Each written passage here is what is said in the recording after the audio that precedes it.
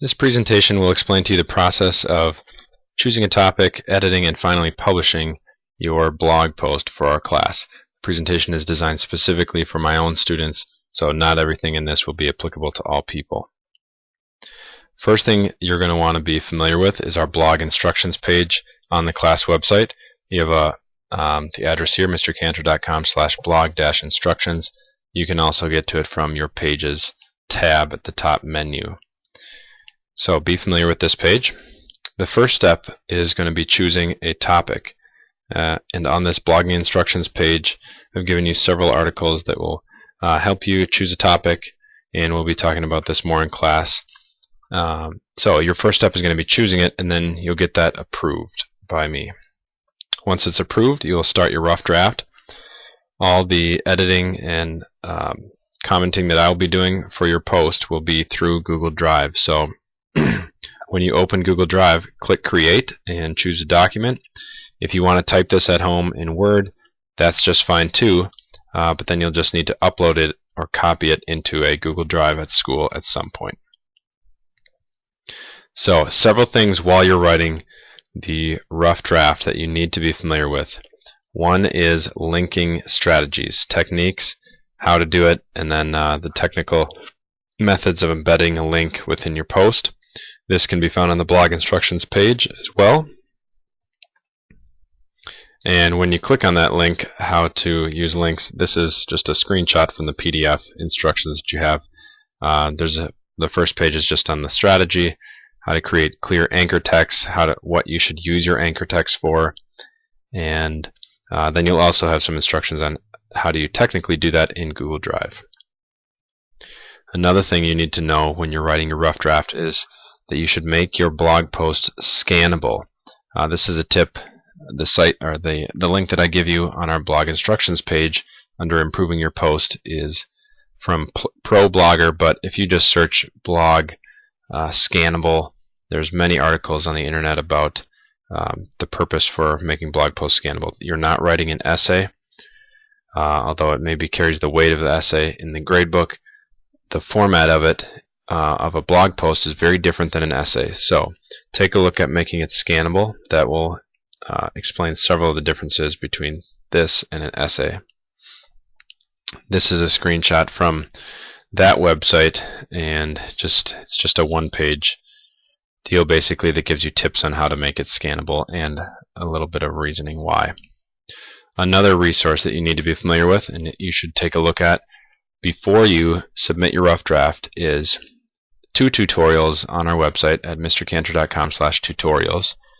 One is how do you find free legal images for your blog. This is a YouTube video. And then another one is a free, easy way for you to crop images for your blog, because your featured image is going to need to be cropped to a specific size for this.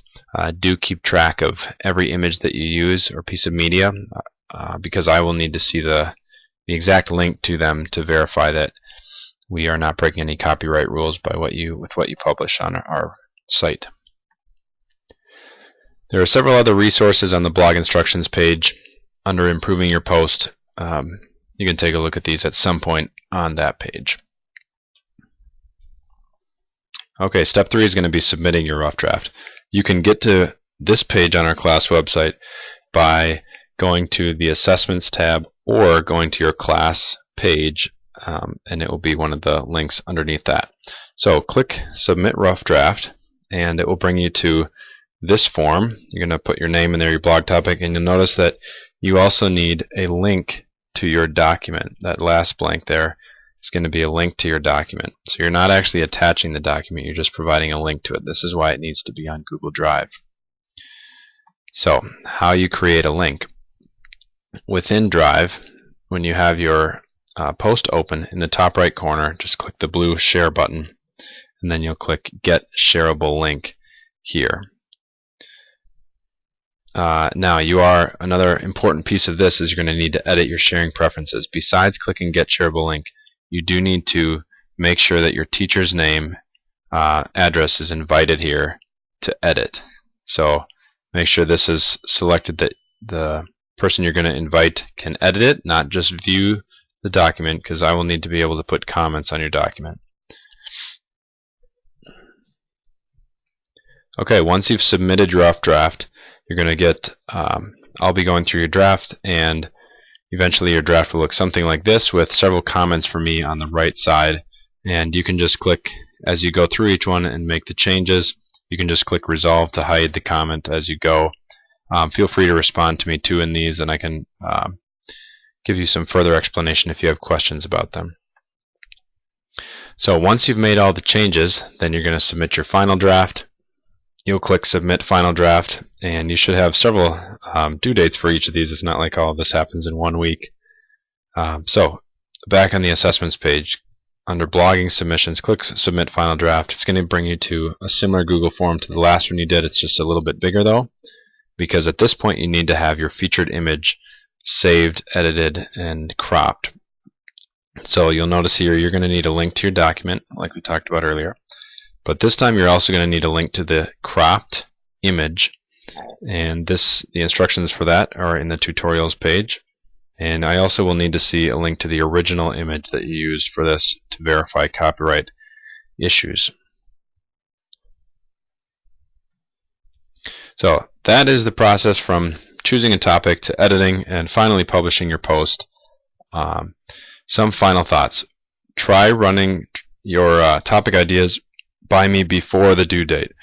Please don't come to me on the due date and say I don't know what I'm going to post about. You should be talking with me about that beforehand if you're not sure. Second, use several outside sources in your post. Try to use links to several resources, especially if you're arguing something or making some comments on something controversial. You should be bringing in outside sources besides just your own opinion. And then finally, keep track of the source of every image that you use. I mentioned this earlier, say it again. Do keep a link, a bookmark somewhere, even at the bottom of your post, and we'll delete this before final publication, but I do need to see links to all the images. And some of them will require you to give attribution, so you might in your post even say underneath images, image by Joe Balawa or something like that, and then you'll be embedding a link on that photographer's name.